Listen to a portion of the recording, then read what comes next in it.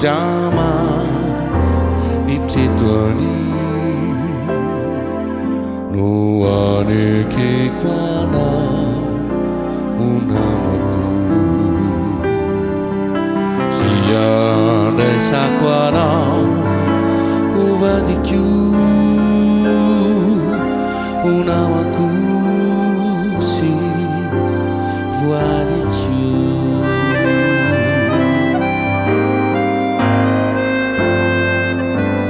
na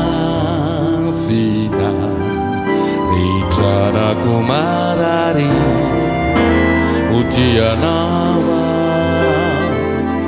Wada kitutuku Niyayana Ijanu namina Wireriku Umarina Mandakisa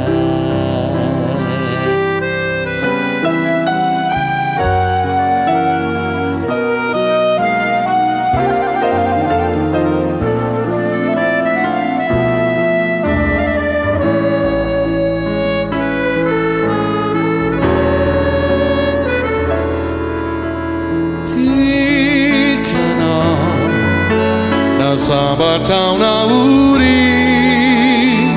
Kutikana Wanu bukai zau Ciu madakizai Nufaneke Kwanau Unamaku Uvadicu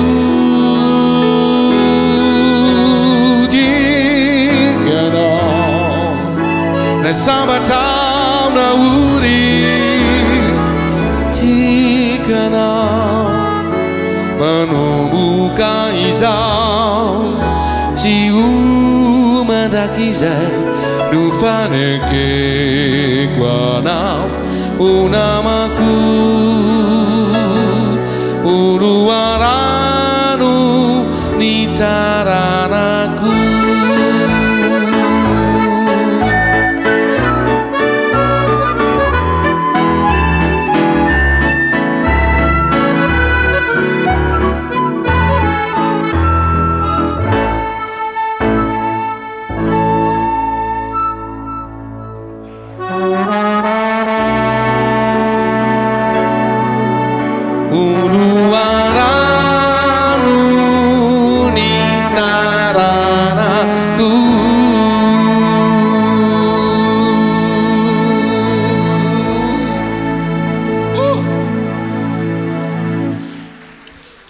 Makasih dah ketemu.